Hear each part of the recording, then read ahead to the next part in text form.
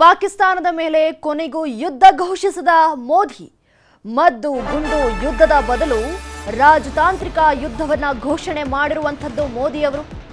ಇದಾದ ನಂತರದಲ್ಲಿ ಒಂದು ಪ್ರತ್ಯೇಕ ಘೋಷಣೆಯನ್ನ ಮಾಡಿದ್ದಾರೆ.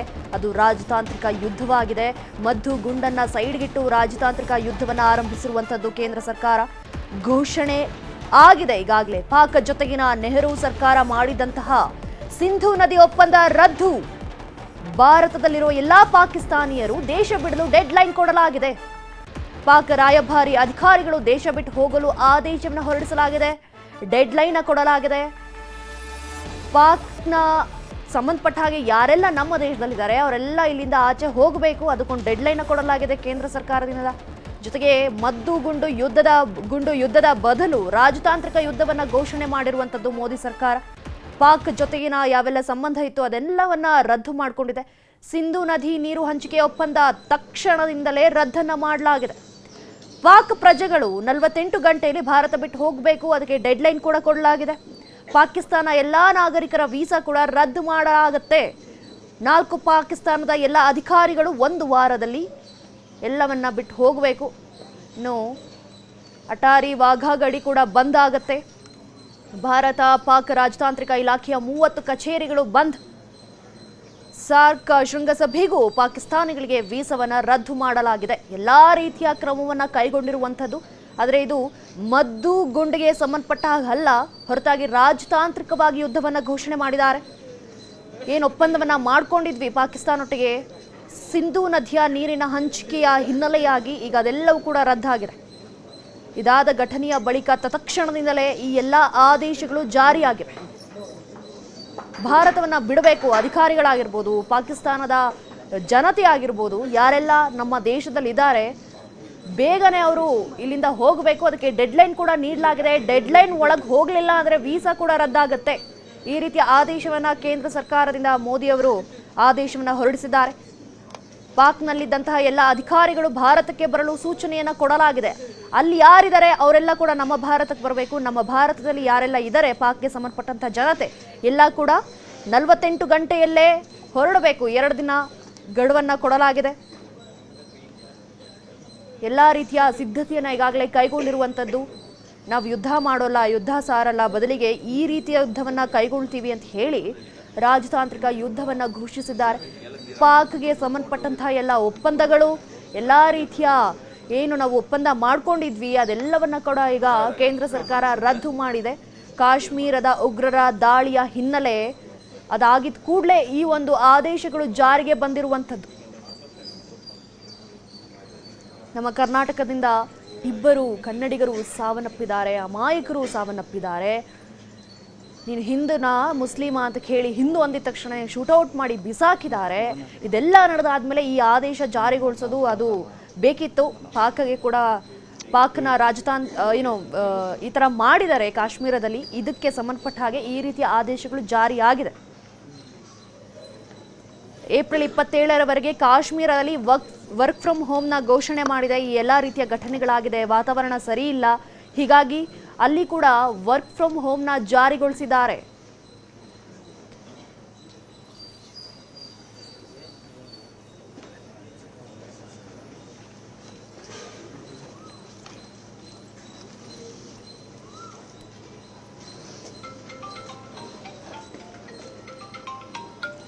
ಮತ್ತಿಕೆರೆ ನಿವಾಸದ ಒಂದು ಕಡೆ ವಿಜುವಲ್ಸ್, ಈ ಕಡೆ ಯಾವ ರೀತಿಯ ಆದೇಶಗಳು ಜಾರಿ ಆಗಿದೆ ಅನ್ನುವಂತಹ ಪಾಯಿಂಟ್ಸ್ನ ನಾವು ನಿಮಗೆ ಸ್ಕ್ರೀನ್ ಮೇಲೆ ತೋರಿಸ್ತಾ ಇದ್ದೀವಿ. ಯಾವ ರೀತಿಯ ಕ್ರಮವನ್ನು ಜರುಗಿಸಿದೆ ಕೇಂದ್ರ ಸರ್ಕಾರ ಇದಾದ ಘಟನೆಯ ಬಳಿಕ ಅನ್ನುವಂತಹ ಪಾಯಿಂಟ್ಸ್ನ ವಿಜುವಲ್ಸ್ ನೀವು ಗಮನಿಸ್ತಾ ಇದ್ದೀರಿ. ಏನೆಲ್ಲ ಒಪ್ಪಂದವನ್ನು ಮಾಡ್ಕೊಂಡಿದ್ವಿ ನಾವು ಭಾರತದ ಅಂದರೆ ಪಾಕಿಸ್ತಾನದೊಟ್ಟಿಗೆ ಭಾರತ, ಅದೆಲ್ಲವೂ ಕೂಡ ರದ್ದು. ಇನ್ನು ಪಾಕ್ ಪ್ರಜೆಗಳು 2 ದಿನದಲ್ಲಿ ನಮ್ಮ ಭಾರತವನ್ನು ಬಿಟ್ಟು ಹೋಗಬೇಕು. ಅದು ಆಗಿಲ್ಲ ಅಂದರೆ ಆ ಕೆಲಸ ಅವರ ವೀಸಾ ಕೂಡ ರದ್ದಾಗುತ್ತೆ. ಪಾಕ್ನಲ್ಲಿ ಯಾರೆಲ್ಲ ನಮ್ಮ ಭಾರತೀಯ ಪ್ರಜೆಗಳು ಕೆಲಸ ಮಾಡ್ತಿದ್ದಾರೆ, ಅಧಿಕಾರಿಗಳಾಗಿರ್ಬೋದು ಅಥವಾ ಸಾರ್ವಜನಿಕರಾಗಿರ್ಬೋದು, ಪ್ರಜೆಗಳಾಗಿರ್ಬೋದು, ಅವರೆಲ್ಲ ಕೂಡ ವಾಪಸ್ ಬರಬೇಕು. ಇಲ್ಲಿರೋರೆಲ್ಲ ಅಲ್ಲಿಗೆ ಹೋಗಬೇಕು. ಅದಕ್ಕೆ ಡೆಡ್ಲೈನ್ ಕೂಡ ನೀಡಲಾಗಿದೆ. ಏಪ್ರಿಲ್ 27ರವರೆಗೆ ಈಗ ಕಾಶ್ಮೀರದಲ್ಲಿ ವರ್ಕ್ ಫ್ರಮ್ ಹೋಮ್ ಕೂಡ ಘೋಷಣೆ ಮಾಡಿರುವಂಥದ್ದು. ಪಾಕ್ನಲ್ಲಿ ಎಲ್ಲ ಅಧಿಕಾರಿಗಳು ಭಾರತಕ್ಕೆ ವಾಪಸ್ ಬರಬೇಕು ಅಂತ ಸೂಚನೆಯನ್ನು ಕೊಟ್ಟಿದ್ದಾರೆ. ಈ ಹಿಂದೆ ಸಿಂಧು ನದಿಯ ನೀರು ಹಂಚಿಕೆಯ ಒಪ್ಪಂದವನ್ನು ಮಾಡಿಕೊಳ್ಳಲಾಗಿತ್ತು ಭಾರತ ಸರ್ಕಾರ. ಅಂದರೆ ಕೇಂದ್ರ ಸರ್ಕಾರ, ನಮ್ಮ ಸರ್ಕಾರ ಈಗ ಅದನ್ನು ಕೂಡ ರದ್ದು ಮಾಡುವಂಥದ್ದು ಆದೇಶವನ್ನು ಜಾರಿಗೊಳಿಸಿದೆ. ಹೀಗೆ ಹಲವಾರು ಆದೇಶವನ್ನು ಜಾರಿಗೊಳಿಸಿದೆ. ಇದು ಮದ್ದು ಗುಂಡಿನ ಯುದ್ಧವಲ್ಲ, ಬದಲಿಗೆ ರಾಜತಾಂತ್ರಿಕ ಯುದ್ಧ. ಅದು ಎಲ್ಲದಕ್ಕಿಂತ ವಿಭಿನ್ನವಾಗಿ ಈ ರೀತಿಯ ಯುದ್ಧವನ್ನು ಮಾಡೋದಕ್ಕೆ ನಮ್ಮ ಸರ್ಕಾರ ಆದೇಶವನ್ನು ಜಾರಿಗೊಳಿಸಿದೆ.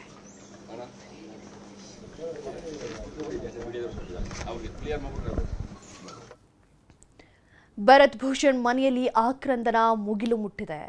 ನಿನ್ನೆವರೆಗೆ ಪೋಷಕರಿಗೆ ವಿಷಯ ತಿಳಿಸೇ ಇರಲಿಲ್ಲ ಕುಟುಂಬಸ್ಥರು. ಅನಾರೋಗ್ಯದಿಂದ ಬಳಲ್ತಾ ಇರುವಂತಹ ಭರತ್ ತಾಯಿ, ಹೀಗಾಗೇನೆ ಅವ್ರಿಗೆ ಆ ವಿಷಯನ ಮುಟ್ಟಿಸಿರ್ಲಿಲ್ಲ. ಭರತ್ ಸಾವಿನ ಸುದ್ದಿ ನಿನ್ನೆಯವರೆಗೆ ತಿಳಿಸಿರಲಿಲ್ಲ. ಮಗನ ಮೃತದೇಹ ನೋಡಿ ತಾಯಿಯ ಆಕ್ರಂದನ ಮುಗಿಲು ಮುಟ್ಟಿದೆ. ನಿನ್ನೆನೇ ಈ ವಿಷಯ ಕೂಡ ನಾವು ನಿಮಗೆ ತಿಳಿಸಿದ್ವಿ. ಅವರ ತಾಯಿಗೆ ಈ ವಿಷಯ ಗೊತ್ತಿರಲಿಲ್ಲ. ಅವರು ಅನಾರೋಗ್ಯದಿಂದ ಹುಷಾರಿಲ್ಲದೆ ಬೆಳೀತಾ ಇದ್ದಿದ್ದ ಕಾರಣ ಈ ವಿಷಯ ಅವರಿಗೆ ಮುಟ್ಟಿರಲಿಲ್ಲ. ಬಟ್ ಈಗ ಪಾರ್ಥಿವ ಶರೀರವನ್ನು ಕಣ್ಣೆದುರಿಗೆ ನೋಡಿ ತಾಯಿಯ ಆಕ್ರಂದನ ಮುಗಿಲು ಮುಟ್ಟಿದೆ. ಮಗ ಆಗಿರ್ಬೋದು, ಅಂದರೆ ಮೊಮ್ಮಗ ಆಗಿರ್ಬೋದು, ಸೊಸೆಯನ್ನು ನೋಡಿ ತಾಯಿಯ ಆಕ್ರಂದನ ಮುಗಿಲು ಮುಟ್ಟಿದೆ. ವಿಜುವಲ್ನಲ್ಲಿ ನಾವು ಗಮನಿಸ್ತಾ ಇದ್ದೀವಿ ತಾಯಿ ಯಾವ ರೀತಿ ದುಃಖವನ್ನು ವ್ಯಕ್ತಪಡಿಸ್ತಾ ಇದ್ದಾರೆ. ಅಂದರೆ ಮಗ ಸತ್ತಿದಾರೋ ಇಲ್ವೋ ಗೊತ್ತಿಲ್ಲ, ಬಟ್ ದಿಢೀರಂತ ಶವವಾಗಿ ಬಂದಾಗ ಇದೆಯಲ್ಲ ಆ ನೋವು ಆ ತಾಯಿ ಒಬ್ಬಳಿಗೆ ಗೊತ್ತಾಗೋದಕ್ಕೆ ಸಾಧ್ಯ. ಅದನ್ನು ನಾವು ಗಮನಿಸ್ತಾ ಇದ್ದೀವಿ ವಿಜುವಲ್ಸ್ನಲ್ಲಿ ಯಾವ ರೀತಿ ಅವರ ತಾಯಿ ತಮ್ಮ ದುಃಖವನ್ನು ತೋಡ್ಕೋತಿದ್ದಾರೆ ಅಂತ. ಈ ವಿಷಯವನ್ನು ಕುಟುಂಬಸ್ಥರಾಗಲಿ ಅಥವಾ ಅಲ್ಲಿ ಸ್ಥಳೀಯ ನಾಯಕರು ಯಾರು ಮತ್ತಿಕೆರೆ ನಿವಾಸಕ್ಕೆ ಭೇಟಿ ಕೊಟ್ಟು ಸಾಂತ್ವನವನ್ನು ಹೇಳುವಂಥ ಕೆಲಸವನ್ನು ಮಾಡ್ತಿದ್ರಲ್ಲ, ಆ ನಾಯಕರು ಕೂಡ ಆ ತಾಯಿಗೆ ಈ ಒಂದು ವಿಷಯವನ್ನು ಮುಟ್ಟಿಸಿರಲಿಲ್ಲ. ಆ ವಿಷಯನ ನೋಡೋದಕ್ಕೆ ಕರಳು ನಿಜವಾಗ್ಲೂ ಕಿವುಚ್ನಾಗುತ್ತೆ. ಯಾವ ರೀತಿ ತಪ್ಪು ಮಾಡಿಲ್ಲ, ಏನೂ ಇಲ್ಲ. ಪ್ರವಾಸಕ್ಕೆ ಅಂತ ಹೋದವರು ಈ ರೀತಿ ವಾಪಸ್ ಬಂದ್ಬಿಟ್ರೆ ಆ ತಾಯಿಗೆ ಹೇಗಾಗಬೇಡ.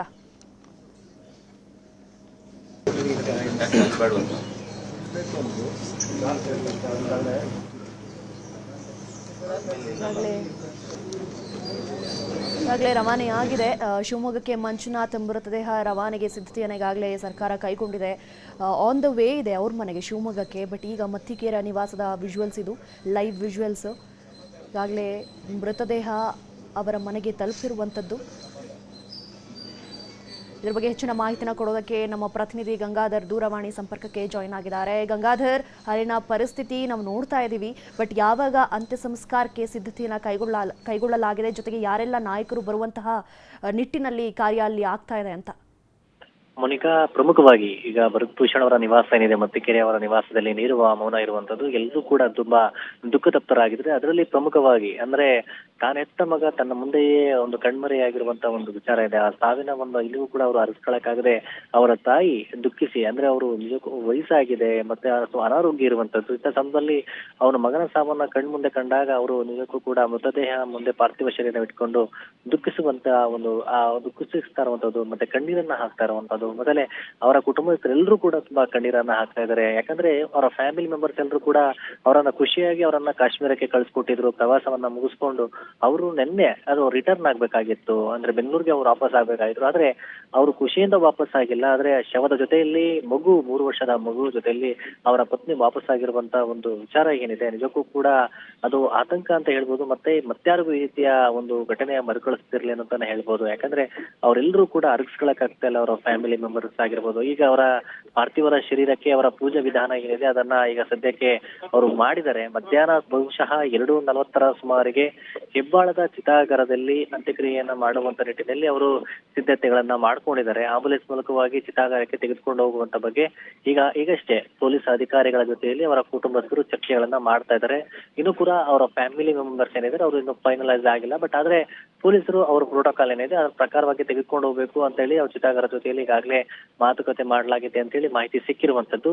ಸದ್ಯದ ಮಟ್ಟಿಗೆ ಈಗ ರಾಜ್ಯ ಸರ್ಕಾರದ ವತಿಯಿಂದ ಸಚಿವರಾಗಿರ್ಬೋದು ಮತ್ತೆ ಸ್ಥಳೀಯ ಶಾಸಕರಾಗಿರ್ಬೋದು ಅವರೆಲ್ಲರೂ ಕೂಡ ಕೆಲ ಮುಖಂಡರೆಲ್ಲರೂ ಕೂಡ ಈಗ ಅಂತಿಮ ನಮನವನ್ನ ಸಲ್ಲಿಸಲಿದ್ದಾರೆ. ಮತ್ತೆ ಈಗಾಗಲೇ ಅವರ ಕುಟುಂಬಸ್ಥರೆಲ್ಲರೂ ಕೂಡ ಅಂತಿಮ ನಮನಕ್ಕೆ ಸಲ್ಲಿಕೆ ಮಾಡಕ್ಕೆ ಸಾರ್ವಜನಿಕರಿಗೆ ಎಲ್ರಿಗೂ ಕೂಡ ಒಂದು ಅವಕಾಶವನ್ನ ಕೊಟ್ಟಿರುವಂತದ್ದು. ಅದಲ್ಲದೆ ತಂದೆ ತಾಯಿ ವಯೋವೃದ್ಧರಾಗಿರುವಂತದ್ದು ಅವರು ಬಂದು ಅವರು ತುಂಬಾ ಕಣ್ಣೀರನ್ನ ಹಾಕ್ತಾ ಇರ್ತಾರೆ. ಯಾಕಂದ್ರೆ ತಂದೆ ತಾಯಿಗೆ ನಿನ್ನೆವರೆಗೂ ಕೂಡ, ಅದರಲ್ಲೂ ಪ್ರಮುಖವಾಗಿ ಅವ್ರ ತಾಯಿಯವರಿಗೆ ಮುಂಜಾನೆವರೆಗೂ ಕೂಡ ಸರಿಯಾದಂತಹ ಅಂದ್ರೆ ನೆನ್ನೆ ಮಧ್ಯಾಹ್ನ ಸುಮಾರಿಗೆ ವಿಚಾರನೇ ಗೊತ್ತಿರಲಿಲ್ಲ. ಆದ್ರೆ ಯಾಕಂದ್ರೆ ಅವ್ರಿಗೆ ಹಾರ್ಟ್ ಪೇಷಂಟ್ ಇರುವಂತದ್ದು ವಿಚಾರ ಗೊತ್ತಾದ್ರೆ ಸಮಸ್ಯೆ ಆಗುತ್ತೆ ಅಂತ ಹೇಳಿ ಆನಂತರ ಸಂಬಂಧಿಕರು ಅವರಿಗೆ ಧೈರ್ಯವನ್ನ ಹೇಳಿ ಘಟನೆಯ ಬಗ್ಗೆ ವಿವರಣೆಯನ್ನ ಹೇಳಿದ್ದಾರೆ. ಅನಂತರ ಬೆಳಗ್ಗೆ ಪಾರ್ಥಿವ ಶರೀರ ಬರ್ತಿದ್ದಂತೆ ಅವರೆಲ್ಲರೂ ಕೂಡ ದುಃಖತಪ್ತರಾಗಿರುವಂತದ್ದು. ಸದ್ಯ ಈಗ ಪಾರ್ಥಿವ ಶರೀರ ಅವರ ಕಣ್ಮುಂದೆ ಅಂದ್ರೆ ಅಲ್ಲಿ ಇಟ್ಟಿರುವಂತದ್ದು, ಅಲ್ಲಿ ಪಕ್ಕದಲ್ಲೇ ಅವರ ತಾಯಿ ಚೇರ್ ಹಾಕೊಂಡು ಕೂತ್ಕೊಂಡು ದುಃಖತಪ್ತರಾಗಿ ಕಣ್ಣೀರನ್ನ ಹಾಕ್ತಾ ಇರುವಂತದ್ದು. ಇಂಥ ಒಂದು ಸಂದರ್ಭ ಒಂದು ಏನಿದೆ ಅದು ಯಾರಿಗೂ ಕೂಡ ಬೇಡ ಅಂತ. ಯಾಕಂದ್ರೆ ಎತ್ತ ತಂದೆ ಮಕ್ಕಳು ತಮ್ಮ ಕಣ್ಮುಂದೆಯೇ ಸಾವನ್ನಪ್ಪಿ ಅವ್ರ ಕಣ್ಮುಂದೆನೆ ಅವರನ್ನ ಅಂತ್ಯಕ್ರಿಯೆ ಮಾಡ್ಬೇಕು ಅಂತಂದ್ರೆ ಎಂತ ತಂದೆ ತಾಯಿಯವರು ಕೂಡ ಅವರು ಅದನ್ನ ದುಃಖ ಪಡುವಂತ ಒಂದು ವಿಚಾರ ಅಂತ ಹೇಳ್ಬೋದು. ಸದ್ಯ ಈಗ ಏನು ಪ್ರಮುಖವಾಗಿ ಅಂದ್ರೆ ಇವತ್ತೇನು 3:30 ಸುಮಾರಿಗೆ ಬೆಂಗಳೂರಿನ ಇಂಟರ್ನ್ಯಾಷನಲ್ ಏರ್ಪೋರ್ಟ್ಗೆ ಮಂಜುನಾಥ್ ರಾವ್ ಆಗಿರ್ಬೋದು, ಭರತ್ ಭೂಷಣ್ ಇಬ್ಬರ ಪಾರ್ಥಿವ ಶರೀರವನ್ನ ತರಲಾಯಿತು. ಜೊತೆಯಲ್ಲಿ ಕುಟುಂಬಸ್ಥರು ಕೂಡ ಸಂಸದ ತೇಜಸ್ವಿ ಸೂರ್ಯ ಅವರ ಜೊತೆಯಲ್ಲಿ ಅವರನ್ನು ತರಲಾಗಿದ್ದಂಥದ್ದು. ಆ ನಂತರ ಅವರು ಕಾರ್ಗೋ ಒಂದು ಡಿಪಾರ್ಟ್ಮೆಂಟ್ ಏನಿದೆ ಅಲ್ಲಿ ಪಾರ್ಥಿವ ಶರೀರದ ಬಾಕ್ಸ್ ಗಳನ್ನ ಇವರಿಗೆ ಹ್ಯಾಂಡ್ ಓವರ್ ಮಾಡಲಾಗಿತ್ತು. ಅಲ್ಲಿ ಕೇಂದ್ರ ರಾಜ್ಯ ಖಾತೆ ಸಚಿವ ಸೋಮಣ್ಣ ಆಗಿರ್ಬೋದು, ಸಂಸದ ತೇಜಸ್ವಿ ಸೂರ್ಯ ಸೇರಿದಂತೆ ಹಿರಿಯ ಪೊಲೀಸ್ ಅಧಿಕಾರಿಗಳು ಒಂದು ನಮನವನ್ನ ಸಲ್ಲಿಕೆ ಮಾಡಿ ಹಸ್ತಾಂತರ ಪ್ರಕ್ರಿಯೆಯನ್ನ ಮಾಡಿದ್ರು. ನಂತರ ಪಾರ್ಥಿವ ಶರೀರನ ಆಂಬುಲೆನ್ಸ್ ಮೂಲಕವಾಗಿ ಇಲ್ಲಿ ಮತ್ತಿಕೆರೆಗೆ ತರಲಾಯಿತು. ಮಂಜುನಾಥ್ ಅವರ ಪಾರ್ಥಿವ ಶರೀರವನ್ನ ಶಿವಮೊಗ್ಗಕ್ಕೆ ಆಂಬುಲೆನ್ಸ್ ಮೂಲಕವಾಗಿ ಕೊಂಡೊಯ್ಯಲಾಯಿತು. ಮತ್ತೆ ಈ ಸಂದರ್ಭದಲ್ಲಿ ಇಲ್ಲಿ ಪ್ರಮುಖವಾಗಿ ತೇಜಸ್ವಿ ಸೂರ್ಯ ಅವರಾಗಿರ್ಬೋದು ಮತ್ತೆ ಸೋಮಣ್ಣ ಅವರು ತುಂಬಾ ಆಕ್ರೋಶಭರಿತರಾಗಿ ಈ ಒಂದು ಘಟನೆ ಬಗ್ಗೆ ಮಾತನಾಡಿದ್ರು. ಉಗ್ರವಾದಿಗಳು ಈ ರೀತಿಯ ಒಂದು ಕುಟುಕವಾದವನ್ನ ಏನ್ ನಡೆಸಿದ್ದಾರೆ ಅವರು ಸರಿಯಾಗಿ ಅವ್ರಿಗೆ ಸರಿಯಾದ ತಕ್ಕ ಪಾಠವನ್ನ ಪ್ರಧಾನಿಗಳು ಕಳಿಸಲಿದ್ದಾರೆ. ಈಗಾಗಲೇ ರಾಜತಾಂತ್ರಿಕ ಒಂದು ವಿಚಾರದಲ್ಲಿ ತೆಗೆದುಕೊಂಡಂತ ಒಂದು ನಿರ್ಣಯ ಏನಿದೆ ಅದೊಂದು ಮಹತ್ವದ ನಿಲುವು. ಈ ಮೂಲಕವಾಗಿ ಅವರಿಗೆ ದೊಡ್ಡ ಪಾಠವನ್ನ ಕಳಿಸಬೇಕಾಗುತ್ತೆ, ಮುಂದಿನ ದಿನಗಳಲ್ಲೂ ಕೂಡ ಆಗುತ್ತೆ ಅಂತೇಳಿ. ಮತ್ತೆ ಒಬ್ಬ ಹಿಂದೂ ಅಂತ ಹೇಳಿ ಅವರನ್ನ ಕೊಲ್ಲುವಂತ ಮಟ್ಟಕ್ಕೆ ಬಂದಿದ್ದಾರೆ ಅಂತಂದ್ರೆ ಪ್ರವಾಸ ಟೂರಿಸ್ಟ್ ಹೋಗಿರುವಂತ ಒಂದು ಅಲ್ಲಿ ಪ್ರಯಾಣಿ ಏನಿದ್ದಾರೆ ಅವರನ್ನ ಟೂರಿಸ್ಟ್ ಗಳನ್ನ ಗುರಿಯಾಗಿಸಿಕೊಂಡು ಅವರನ್ನ ಬಂದು ಹಿಂದೂ ಅಂತ ಹೇಳಿ ಹೆಸರನ್ನ ಕೇಳಿ ಅವರನ್ನ ಪಾಯಿಂಟ್ ಔಟ್ ಇಟ್ಟು ಅವರನ್ನ ಗುಂಡಿಟ್ಟು ಕೊಲ್ಲಿರ್ತಾರೆ ಅಂದ್ರೆ ಇವರ ಮನುಷ್ಯತ್ವ ಮನಸ್ಥಿತಿ ಹೇಗಿದೆ ಅನ್ನೋದನ್ನ ನೋಡ್ಬೇಕಾಗುತ್ತೆ. ಮತ್ತೆ ಅದೇ ರೀತಿಯಾಗಿ ಇನ್ನ ಮುಂದಿನ ಎಲ್ಲರೂ ಇಡೀ ದೇಶದಿಂದ ಒಟ್ಟಾಗಿ ಅವರನ್ನ ಎದುರಿಸಬೇಕಾಗಿದೆ, ಅವ್ರಿಗೆ ತಕ್ಕ ಪಾಠವನ್ನ ಕಲಿಸಬೇಕಾಗಿದೆ ಅಂತೇಳಿ ಆಕ್ರೋಶಭರಿತರಾಗಿ ತೇಜಸ್ವಿ ಸೂರ್ಯ ಅವರಾಗಿರ್ಬೋದು ಮತ್ತೆ ಸೋಮಣ್ಣ ಅವರ ಇಬ್ಬರು ಕೂಡ ಆ ಬಗ್ಗೆ ಮಾತನಾಡಿರುವಂತದ್ದು. ಮತ್ತೆ ರಾಜತಾಂತ್ರಿಕ ಒಂದು ವ್ಯವಸ್ಥೆಗಳ ನಿರ್ಣಯದ ವಿಚಾರವೂ ಕೂಡ ಇನ್ನಷ್ಟು ಕಠಿಣ ನಿಲುವು ತೆಗೆದುಕೊಳ್ಳುವಂತ ನಿಟ್ಟಿನಲ್ಲಿ ಕೂಡ ಅವರು ಎಲ್ಲಾ ನಿರ್ಣಯ ಒಂದು ಕ್ರಮವನ್ನ ಕೈಗೊಳ್ಳುತ್ತಾರೆ ಅನ್ನೋದ್ರ ಬಗ್ಗೆ ಕೂಡ ಅವರು ಮಾತನಾಡಿದ್ರು. ಸದ್ಯ ಆ ಬಗ್ಗೆಯೂ ಕೂಡ ಅವರ ಕುಟುಂಬಸ್ಥರು ಸಹ ಆ ವಿಚಾರವನ್ನ ಹೇಳ್ತಾ ಇರುವಂತದ್ದು. ಪ್ರಧಾನಮಂತ್ರಿಗಳು ತೆಗೆದುಕೊಂಡಂತ ಒಂದು ನಿರ್ಣಯ ಏನಿದೆ ಇನ್ನೂ ರೀತಿಯ ಕಠಿಣ ಕ್ರಮಗಳನ್ನ ಆ ವಿಚಾರದಲ್ಲಿ ಕೈಗೊಳ್ಬೇಕು, ಆ ಉಗ್ರರಿಗೆ ತಕ್ಕ ಪಾಠವನ್ನ ಅವರು ಕೂಡ ಗುಂಡಿಕ್ಕಿಕೊಳ್ಬೇಕು ಅವರನ್ನ ಅನ್ನೋ ರೀತಿಯಲ್ಲಿ ಅವರು ಕೂಡ ಮಾತನಾಡಿರುವಂತದ್ದು. ಮೌನಿಕಾ. ಓಕೆ, ಧನ್ಯವಾದ ಗಂಗಾಧರ್ ತಮ್ಮೆಲ್ಲ ಡೀಟೇಲ್ಸ್ಗಾಗಿ. ನಿನ್ನೆವರೆಗೆ ಆ ತಾಯಿಗೆ ವಿಷಯನೇ ತಿಳಿದಿರಲಿಲ್ಲ, ಬಟ್ ಇವತ್ತು ಡೈರೆಕ್ಟಾಗಿ ಅವರ ಮಗನ ಪಾರ್ಥಿವ ಶರೀರವನ್ನು ನೋಡಿ ಆ ತಾಯಿ ಕಣ್ಣೀರಿಡ್ತಿದ್ದಾರೆ. ಮೊಮ್ಮಗ ಸೊಸೆ ಮುಂದಿನ ಬಾಳು ಮುಂದಿನ ಜೀವನದ ಬಗ್ಗೆ ಯೋಚನೆಗಳು. ಪಿಕ್ನಿಕ್ಗೆ ಅಂತ ಹೇಳಿ ಈ ಕುಟುಂಬ ತೆರಳಿದರೆ ಶವವಾಗಿ ವಾಪಸ್ ಬರುತ್ತೆ ಅಂತಂದರೆ ಅದು ಏನು ಹೇಳಬೇಕು, ಅದು ನಿಜವಾಗ್ಲೂ ಗೊತ್ತಾಗ್ತಿಲ್ಲ. ಏನು ತಪ್ಪು ಮಾಡಿಲ್ಲ, ಏನು ಘಟನೆ ನಡೆದಿಲ್ಲ, ಸುಮ್ಮನೆ ಬಂದು ಯಾರೋ ಗುಂಡಿಕ್ಕಿ ಮಗ ಹಿಂಗೆ ವಾಪಸ್ ಬಂದ್ಬಿಟ್ರೆ ಯಾವ ರೀತಿ ತಗೊಳುತ್ತೆ ತಾಯಿ ಹೃದಯ ಅನ್ನೋದಕ್ಕೆ ಏನು ಹೇಳಬೇಕು ಗೊತ್ತಾಗ್ತಿಲ್ಲ. ಶವದ ಮುಂದೆ ಕೂತು ಕಣ್ಣೀರು ಹಾಕ್ತಿದ್ದಾರೆ ಅವರ ತಾಯಿ.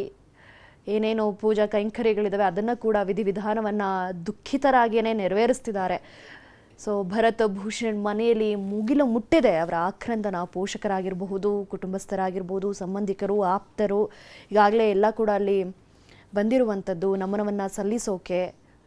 ಆದ ನಂತರದಲ್ಲಿ ನಮ್ಮ ರಿಪೋರ್ಟರ್ ಗಂಗಾಧರ್ ಅವರು ಹೇಳಿದ ಹಾಗೆ ಮಧ್ಯಾಹ್ನದ ವೇಳೆಗೆ ಅಂತ್ಯಕ್ರಿಯೆಯನ್ನು ನೆರವೇರಿಸಲಾಗುತ್ತೆ ಹೆಬ್ಬಾಳ ಸಮೀಪದಲ್ಲಿ.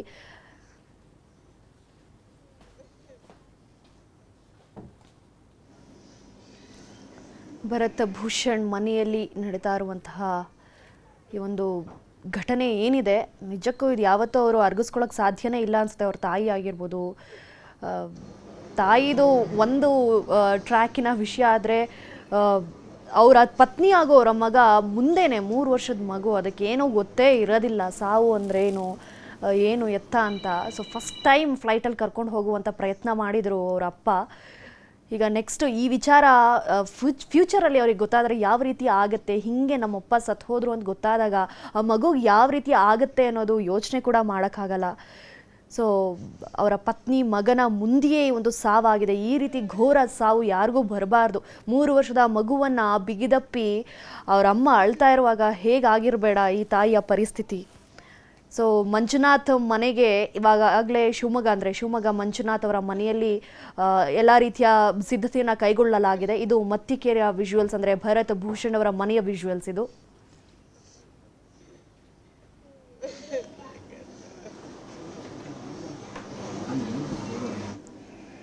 ಪತ್ನಿ ಹಾಗೂ ಮಗನ ಮುಂದೆಯೇ ಸಾವನ್ನಪ್ಪಿದ್ದಾರೆ. ಇದು ಹೇಳಲಾರದಂತಹ ಪರಿಸ್ಥಿತಿ. ಅದು ಯಾವ ರೀತಿ ಎಕ್ಸ್ಪ್ಲೈನ್ ಮಾಡಿದ್ರು ಅದಕ್ಕೆ ಒಂದು ಸ್ಯಾಟಿಸ್ಫ್ಯಾಕ್ಷನ್ ಅನ್ನೋದೇ ಇಲ್ಲ. ಯಾಕೆಂದರೆ ಏನೋ ತಪ್ಪು ಮಾಡಿ ಓಕೆ ಅಂದರೆ ಅದು ಅನ್ಬಹುದು. ಬಟ್ ತಾಯಿಗೆ ವಿಷಯ ಗೊತ್ತಿಲ್ಲ, ಪಿಕ್ನಿಕ್ಕಿಗೆ ಅಂತ ಹೋಗಿರುತ್ತೆ ಕುಟುಂಬ, ಬರುವಾಗ ಶವವಾಗಿ ಬರ್ತಾರೆ ಅಂತ ಅಂದರೆ ಅದು ಯಾವ ರೀತಿ ಹೇಳ್ಕೊಳ್ಳೋಂಥ ಪರಿಸ್ಥಿತಿ, ಆ ದುಃಖನ ನಾವು ನೋಡ್ಬೋದು. ತಾಯಿ ಯಾವ ರೀತಿ ದುಃಖ ತಪ್ಪಿತರಾಗಿದ್ದಾರೆ ಅಂತ. ಜೊತೆಗೆ ಅವರ ಪತ್ನಿ ಹಾಗೂ ಮಗ, ಅಲ್ಲಿಂದ ಅವರು ಅಷ್ಟು ಧೈರ್ಯದಿಂದ ಭಾರತಕ್ಕೆ ವಾಪಸ್ ಬಂದಿರೋದೇ ಒಂದು ದೊಡ್ಡ ಸಲ್ಯೂಟ್ ಅಂತ ಹೇಳ್ಬೋದು ಆ ಮೃತದೇಹದ ಒಟ್ಟಿಗೆ. ಮತ್ತಿಕೆರೆ ಮನೆಯಲ್ಲಿ ಈಗಾಗಲೇ ಅಂತಿಮ ದರ್ಶನಕ್ಕೆ ವ್ಯವಸ್ಥೆಯನ್ನು ಕಲ್ಪಿಸಲಾಗಿದೆ. ಸ್ಥಳೀಯ ಶಾಸಕರುಗಳು ಕೂಡ ಭೇಟಿ ಕೊಡುವಂಥ ಸಾಧ್ಯತೆ ಇದೆ. ಮಧ್ಯಾಹ್ನದ ವೇಳೆಗೆ ಅಂತ್ಯ ಸಂಸ್ಕಾರ ನೆರವೇರಿಸಲಾಗುತ್ತೆ. ಇದು ಭರತ್ ಭೂಷಣ್ ಅವರ ಮನೆಯ ವಿಜುವಲ್. ಸದ್ಯದ ಪರಿಸ್ಥಿತಿಯಲ್ಲಿ ಕುಟುಂಬಸ್ಥರು ಕಣ್ಣೀರಿಡ್ತಾ ಕೂತಿದ್ದಾರೆ. ನಿನ್ನೆವರೆಗೆ ಪೋಷಕರಿಗೆ ವಿಷಯನೇ ಗೊತ್ತಿಲ್ಲ. ಬಟ್ ಶವ ಡೈರೆಕ್ಟಾಗಿ ಅವರ ಮನೆಗೆ ಬರುತ್ತೆ ಅಂದರೆ, ಪಾರ್ಥಿವ ಶರೀರ ಏನು ಮನೆಗೆ ಬಂದಿದ ತಕ್ಷಣ ಅವರ ತಾಯಿಯ ಆಕ್ರಂದನ ಮುಗಿಲು ಮುಟ್ಟಿರುವಂಥದ್ದು.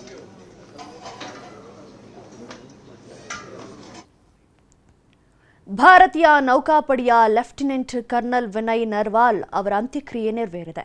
ಹರಿಯಾಣದ ಕರ್ನಲ್ ಜಿಲ್ಲೆಯಲ್ಲಿ ಸಕಲ ಸೇನಾ ಗೌರವಗಳೊಂದಿಗೆ ಅಂತ್ಯಕ್ರಿಯೆ ನೆರವೇರಿತು. ಏಪ್ರಿಲ್ 16ರಂದು ಅದ್ಧೂರಿಯಾಗಿ ಭಾರತೀಯ ನೌಕಾಪಡೆಯ ಲೆಫ್ಟಿನೆಂಟ್ ವಿನಯ್ ನರ್ವಾಲ್ ಮದುವೆಯಾಗಿದ್ದರು.